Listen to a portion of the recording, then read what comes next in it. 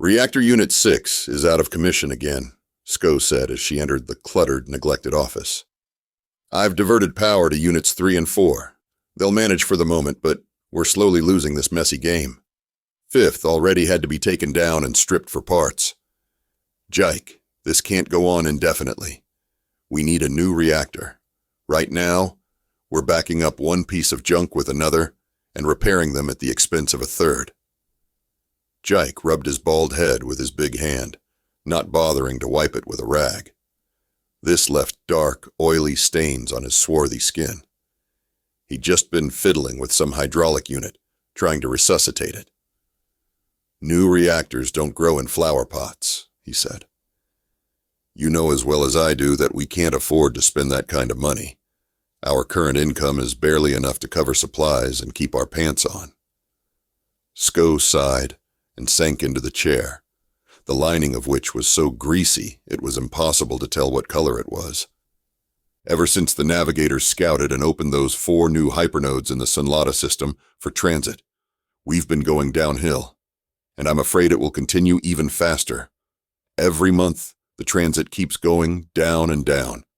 Jike, in March, we only serviced 3 small old yachts, and that was just minor stuff and refuel. Soon, we won't need any more supplies. We have to sell the station. Jike looked at her, and the bitterness in his gaze was enough to spoil an entire universe of the sweetest desserts. To whom? That short question concentrated the hopelessness of their desperate situation. To move somewhere busier and start a new business, even if it was much more modest than the Jasco repair station. They needed money, and the only way to get it was to sell the station. But to sell something, you need at least one potential buyer. No one was interested in real estate in the Nadalane system anymore. Jike's father had started his own business when life was booming in Nadalane. The galactic transportation system was just beginning to expand in that direction, and Nadalane, with its 3 hypernodes leading to promising areas, was a key point through which an impressive flow of ships, from huge freighters and passenger liners to private yachts and government couriers, passed.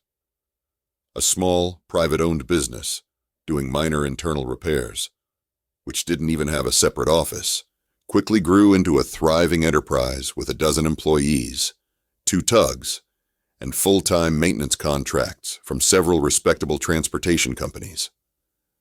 It culminated in constructing a big service station near the largest gas giant in the system, Nadalane 6, for which the company hardly even had to take out additional loans. From that moment on, things had gone downhill.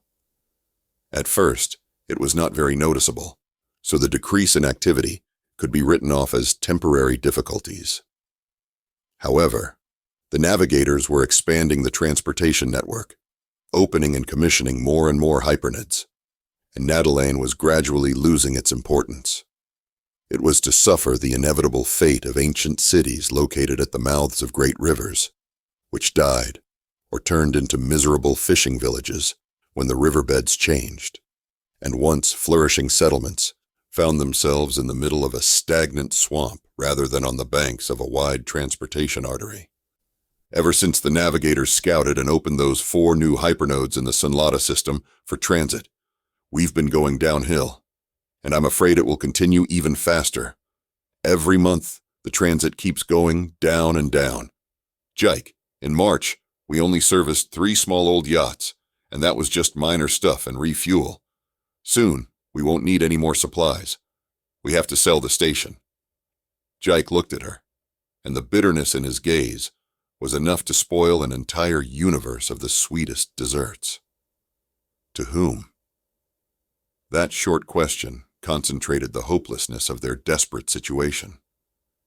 To move somewhere busier and start a new business, even if it was much more modest than the Jasco repair station, they needed money, and the only way to get it was to sell the station.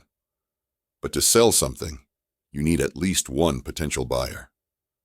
No one was interested in real estate in the Nadalane system anymore. Jike's father had started his own business when life was booming in Nadalane. The galactic transportation system was just beginning to expand in that direction, and Nadalane, with its 3 hypernodes leading to promising areas, was a key point through which an impressive flow of ships, from huge freighters and passenger liners to private yachts and government couriers, passed. A small, private-owned business, doing minor internal repairs, which didn't even have a separate office, quickly grew into a thriving enterprise with 12 employees, 2 tugs, and full-time maintenance contracts from several respectable transportation companies. It culminated in constructing a big service station near the largest gas giant in the system, Natalaine 6, for which the company hardly even had to take out additional loans. From that moment on, things had gone downhill. At first, it was not very noticeable, so the decrease in activity could be written off as temporary difficulties. However, the navigators were expanding the transportation network, opening and commissioning more and more hypernodes, and Natalaine was gradually losing its importance. It was to suffer the inevitable fate of ancient cities located at the mouths of great rivers, which died or turned into miserable fishing villages when the riverbeds changed, and once flourishing settlements found themselves in the middle of a stagnant swamp rather than on the banks of a wide transportation artery. Jike's father, broken by the incessant blackness, died 11 years ago. Employees quit and traveled to other hub worlds for a better fate. The only one left was Sko, whom Jike's father had long ago bought off the prison magnates of Korgabuja. Jake had been so grateful to her that he'd made her full partner and even renamed the station, adding her name, but that didn't change anything. The end was inevitable, and it wouldn't be long now. "All we need is a couple of good contracts," Jike said. "Then we can hire a superlifter and tow the Jasko somewhere suitable. Of course, there's no way to get to Sunlot now, but I hear there may be a future in the Manivade system." They both knew that would never happen. Even if some reliable logistics companies were still using the Natalaine transfer, no one would give a solid contract to a business with only a half-abandoned repair station and 2 tired workers. But what could they do but hope? "Okay," Sko said. She'd spent hours in the reactor's narrow service channels, so her blonde hair was darkened with dust. "For the immediate future, the reactor should be fine, as much as possible. I'm going to go get some sleep, and you try writing to those Temganso intersystems again. Maybe they'll agree to see what they can squeeze out of Jasko after all." She stood up abruptly and was out of the office before Jike could reply. The fatigue and despair made Sko lose her appetite, but she still forced herself to go into the galley and down a couple of tasteless sandwiches, drinking an equally tasteless iced tea. She knew that her last words had probably hurt Jike deeply. One might even say it wounded him. Selling the station to a salvage company for scrap metal was like selling his whole life for 2 pennies. But the only other option was to slowly starve here. It hadn't come to that yet, of course, but Sko suspected that another year of this miserable existence would mean they'd have to save money, even on food. It would not be the first time for her. In the prison barracks in Korgabuja, the inmates were kept on such a diet that even the occasional memory of it made her hungry and nauseous. But there she survived by the hope that someone would eventually buy her as a good technician, as it eventually happened. Here on Jasko, however, there was no more hope. Sko tossed and turned in bed, her mind scratching and clawing at her thoughts, keeping her awake. Several times the idea of getting up and going for sleeping pills flashed through her mind, but Sko remembered that she had run out of sleeping pills in her medicine cabinet, and she didn't want to go halfway across the station to the infirmary. She didn't notice how she'd fallen asleep during this pointless moral turmoil, coupled with background depression. The water was warm, soft and cozy. It caressed Sko's skin and the little fish that swam back and forth around her, completely unafraid of her movements, were like animated candies in bright wrappers. Sko tried to hold her breath as long as she could, and only regretted that she'd brought only her diving goggles and not the snorkel. Her mother on the shore was probably starting to worry, but Sko miraculously stayed underwater minute after minute, admiring the fabulous world of the coral reef. Suddenly, rough hands yanked her out of the water, shattering the magic atmosphere all at once. Sko wanted to cry, but instead, she woke up. Jike was standing over her bed, shaking her by the shoulders. "Wake up," he said, his eyes almost bulging with excitement. "Enough sleeping. We have a client." Sko jumped up instantly. The remnants of sleep were gone. She couldn't say she was upset. Usually this dream ended the same way that Distant Day had ended in reality. Debt collectors arrested her entire family for her father's debts, and she went to prison town for years to come. "What kind of ship?" Sko asked, pulling on her work coveralls. "Some hobos on an old wreck again?" Jike shook his head. "That's the thing, no. It's not really. It's sort of. I don't even know what kind of ship it is. It's like a prototype or something. You'll see for yourself." Sko gave him a suspicious look. Jike didn't seem to smell of alcohol. Maybe he was just nervous. To have a state-of-the-art prototype stopping here, at the old service station in a half-forgotten system? Why? To change the gaskets in the sewer system? The station probably doesn't even have the parts for a ship like that. Nevertheless, she followed Jike to the first service berth, which they were trying to keep in as decent a condition as possible under the tight circumstances. Jike walked quickly, almost jogging, so that Sko, who was noticeably shorter, could keep up with him with a funny gait, like a little girl catching up with her parents in the park. She shook her head irritably, shaking the memories out of her head. It was not the best time for daydreaming, and not the best theme for it either. The feeling of unreal tingled again as she stepped through the narrow door into the hall of the first service dock. She wasn't sure what she'd expected to see, whether it was a regular old ship, which Jike had mistaken for something else, or whether it was empty, and then she'd have to do something about poor Jike. However, the ship was indeed standing in the berthing tackle. And what a ship! In the 2.5 decades Sko had spent on the station, she'd seen a lot of different ship designs, beautiful and ugly, boring and original. But this ship was unlike any of them. It was not very large, no bigger than an average yacht or mail corvette, and took up barely a quarter of the long dock ramp.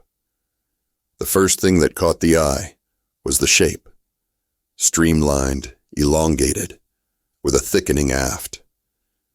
It clearly spoke about atmospheric capabilities, but the ship did not even have a hint of the wings or tail fins that could be used to steer a ship in a dense atmosphere.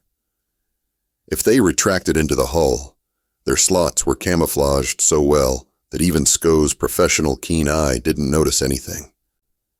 The hull looked like a mosaic of various white and orange parts, and it seemed to Sko that no two were alike. It was as if it were not a real ship, but a neatly glued puzzle from a Galaxy for Kids set. Nonetheless, the ship gave the impression of functionality and harmony, rather than a flimsy construction. No wonder Jike had thought it was a prototype of some kind. Sko shook her head. "Well, what do they want?" she asked. "Frankly, I'm afraid we won't have anything to offer them. This thing looks like it came out of some secret military lab." Jake threw up his hands in confusion. "I don't know. They approached the station about an hour ago and sent a standard docking request. No one from the crew made personal contact, and they didn't send the ship's registration number either, but I couldn't. Anyway, I figured I'd give them a permit to enter." Sko knew what Jike was talking about. Usually, in addition to the standard request form, the ship's captain would contact the station to speak to the staff personally and send a registration number as a separate message. Any decent station would never give the okay to dock a ship that was hiding something. No one wanted to be caught servicing hijackers or worse. The key word here was decent. The one that could afford to pick and choose its customers. Jasco hasn't been able to do that for a long time. Well, that makes sense. But did they tell us what was required of us now that we had them? Jike shook his head. The SCO thought that he looked confused, or maybe even frightened. She suddenly felt unbearably sorry for him. All right, she said, looking around the ship appraisingly. They are already here, so we'll work. But it would be nice if we could somehow find out exactly what we need to deal with. She looked at the ship. There were no viewports on the hull, or anything resembling an external view camera. It was hard to make out anything in this wild mosaic, though. Try calling them a couple more times on a standard frequency. We'll have to negotiate a payment anyway, won't we? Jike nodded, walked along the dock, and disappeared into the workshop that served as the communication center. SCO stepped closer to the ship, scrutinizing its unusual hull. The situation was ridiculous and, in another circumstance, would probably have amused SCO. But what to do now? Pound the hull with a hammer. Jump in front of the ship, waving her arms around, hoping to attract attention. What kind of child's play is that? SCO roughly estimated the size of the ship, about 30 meters long and 6 meters high at its most massive part. The crew must be 3 or 4 men. Why are they hiding? In the old days, SCO would have simply called in the nearest patrol frigate and left the matter to them to decide. But times are very different now. The nearest patrol frigate was now in a neighboring star system, and a single hyperlink call to it could kill the remains of their budget. And they couldn't throw away clients now, not even such shady ones. SCO walked along the side of the ship. Her gaze was lost in the unfamiliar modeling of details, but she forced herself to concentrate. Upon closer inspection, the ship no longer looked like a brand new toy, just out of the box. Many details were scratched and scuffed, and some adjacent monochromatic parts clearly differed in tone, suggesting recent replacements. At least 2 parts were missing, with some grayish metal visible underneath. The parts near the breech held a few pieces of debris. SCO took the pliers and gently grasped one piece of debris, which yielded surprisingly easily to her efforts. She set it aside on the workbench. She'll figure out what the material is later, she decided. Standing behind the control panel of the power grapples that held the ship at the ramp, she lifted the ship. Then she pressed the big red button, and the massive panels of the temporary deck slid out from under the ramp, closing under the ship. The dock was ready to go. Jike came out of the workshop looking completely lost. Not waiting for him to tell her what she'd already guessed, SCO went under the ship, bringing a couple of testers with her. It didn't matter what kind of prototype it was. Hull integrity must be vital since it was flying in a vacuum. SCO, Jike said. I got nothing. They won't answer. She stopped him with a gesture, looking at the screen of one of the instruments. To hell with it, she said. Jake gave her a look that made her wonder who felt more like a lost child. But what are we going to... He didn't finish. SCO shrugged. We'll work, she said, patting the ship's hull with her gloved hand. That's what we're here for, isn't it? To repair and maintain the ships, to keep things running.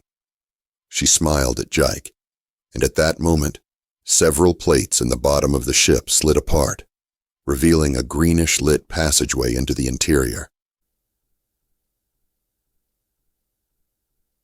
It took them 3 days. They replaced 5 of the mosaic tiles of the outer plating.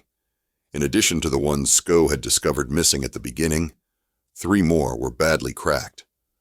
The transmorphic steel osmium alloy could not be exactly reconstructed, but SCO had cut similar tiles from another material that was almost as good as the original, and had even painted them the same creamy white color as 90% of the plating. She put them in place by quark welding. The hatches in the bottom turned out not to be entrances to the ship's interior, but service hatches to the fuel storage area, where the energy cell casings were located. Everything was of an unfamiliar design to Sko and Jike. The connectors for the energy cells and their sockets didn't match the accepted standards, and there were no inscriptions or instructions. No manufacturer's markings, nothing at all, not a single symbol. But they hadn't worked at the service station all their lives for nothing. It took Sko a day to make the small adapters that allowed them to put standard energy cells into the casings of the strange ship. Meanwhile, Jike worked on the power cells, adjusting the output parameters to match the ones removed from the ship. Almost all of them were completely discharged. The strangers had obviously barely made it to the station, but Jike managed to calculate all the necessary data and then redo the transformers accordingly. Sko also replaced several internal power cables in the vault that gave questionable readings on the tester. When they finally loaded all the cells and slid them into place, it was unclear at first whether their tricks had worked. Then the bluish-green light in the vault flickered, and a series of purple lights above each socket that hadn't glowed before lit up. "Looks like it worked," Jike said. "Awesome." He clapped Sko on the shoulder and climbed out. There was one more thing, the most important one. In all the time they had been working, they had never gotten a single bit of additional information from the strange ship's crew. At times, Sko got the feeling that there was no crew at all, which, of course, was utter nonsense.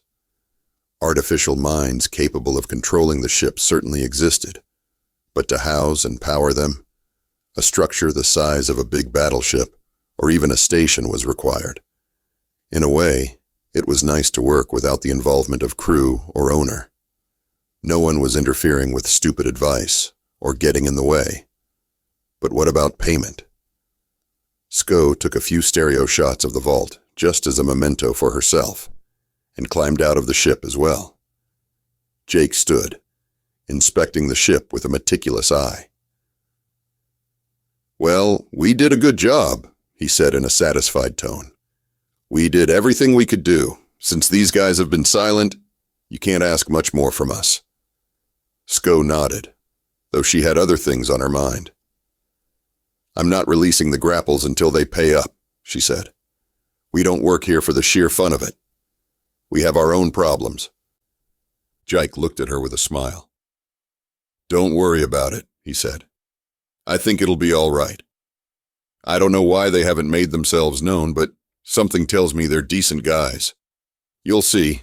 Now they'll—" A blinding purple-white light flooded the repair dock, cutting Jike off at the half-word. They both jumped back, instinctively covering their eyes, as a low, high-pitched rumble hit their ears. Gradually, the noise grew higher and higher until it drifted somewhere beyond hearing into pure ultrasound. Sko fell to her knees, trying to see something through the intolerably bright glow, but it was like looking at a supernova without a light filter. Beside her, Jike moaned something. She turned toward him, and in that instant, it was over. The ship was gone. Sko slowly stood up and walked over to the power grapple console. The force fields were invisible, but Sko expected to see them down anyway. However, the console's sensors were glowing a steady green, and the control screen showed the usual readings. The grapples were in place, in the very position where they had held the strange ship just moments ago. The stranger had simply disappeared, vanished into thin air without moving. It didn't matter how exactly he'd gotten away, though. "Decent guys, you say?" Sko said bitterly, not looking in Jike's direction. A sneaky memory reminded her that she'd been the one who'd insisted on servicing the ship without thinking about the payment. So it wasn't really fair of her to rebuke Jike now. But pain and resentment made the words come out before Sko could bite her tongue. Surprisingly, Jike didn't even hear her. He was standing on the sliding deck, where the ship had been a short time ago, looking at some object on the ribbed metal. "They left the payment after all," Jike said. Sko looked at the object. It was oblong, about half a meter long, rounded at the edges, with the same mosaic surface as the ship, only scaled down. It looked more like a designer's box for an expensive toy than anything else, or a miniature model of the runaway ship itself, or a bomb. What do you think we're supposed to do with it? Sko asked. Put it on the auction site for useless curiosities. Some weirdo would probably bid a tenner or two for it. Jike continued to scrutinize the object. I guess we just have to open it, he said thoughtfully, reaching for the object with his hand. Look, this looks like a button. Wait, Sko shouted, trying to grab Jike's hand, but not in time. The bomb theory suddenly seemed way too likely. Jike pressed a small protrusion that turned out to be a button. Nothing happened, but for a moment, Sko thought she saw indistinct purple lettering on the object. Then, a few seconds later, the button flashed with the same purple light and went out. And another, and another, and another, with the evenness of a metronome. It suddenly hit Sko. Jike, she said in a suddenly gray voice. I think I know what it is. I think you've turned on the beacon. She sat upright on the deck's metal and leaned against the hard, uncomfortable railing post. What the hell had they gotten themselves into? The next ship arrived a day later. It looked even stranger than the previous one. A big, chaotic weave of rings and prisms. Most importantly, it didn't come from one of the hypernodes in Natalane 6's upper atmosphere, or even from one of the distant hypernodes on the system's outskirts. It simply appeared right in the repair hangar, just above the beacon they'd left lying on the deck. Jike and Sko immediately realized what was required of them. 2 of the rings were gaping holes, obviously hastily covered with some kind of repair plastic, and a hatch opened in one of the prisms, its insides glowing with a familiar greenish glow. Every human has a limit beyond which he ceases to feel despair and even astonishment. Sko crossed that limit, and apparently Jike had too, because they'd gotten to work without further ado. They'd done it in 2 days this time. I hope we'll be paid in something more substantial than a beacon this time, Jike said. They stepped away from the ship so that the flash wouldn't blind them again. When they turned around, another object, much larger and of a different shape, lay next to the beacon. Like the ship, it appeared to be from a different manufacturer. It was a prism 2 meters high and a meter side made of dark metal, around which, one above the other, ran 3 white rings, bubbles connected to the prism by thick crosspieces, and on the outside of the bagels were... Sko stared incredulously. It couldn't be. One above the other on the white surface were 3 power connectors, just like the ones on the blocks of their dying reactor. You know, Jike said thoughtfully, I feel like you and I just got a steady source of income. Not exactly what we had in mind, of course, but maybe it's for the best. But who are they? Sko felt like her poor head was going to explode. Jike was quiet for a moment. I downloaded the pictures from your comm, he said. The ones you took on the first ship. Your flash was a little off, giving too much ultraviolet. Anyway, remember when we were wondering why there weren't any factory markings and instructions? Well, there were. We just didn't see them. He turned on his old scratched work tablet and held it out to her. Sko stared in amazement at the large sections of the fuel storage room walls, scrawled in. It was definitely some kind of language, but she'd never seen anything like it. I've been through all the databases, Jike said. It's something completely unfamiliar. These guys aren't from here. I don't even think they look anything like us. Sko remembered the strange inscription she'd seen for a moment on the beacon cover. The same symbols. What are we going to do? She asked. We should notify somebody, Patrol, the Navigators Council. Jike shook his head. No. We'd be thrown out of here and not allowed within 100 light years, if they don't put us away just to ensure we won't talk to anybody. But then what? He smiled, and Sko thought she hadn't seen such a happy smile on his face in years. Just like in old good times, Jike said. We will work. I suspect we'll have a lot of work to do from now on. And he patted the alien beacon.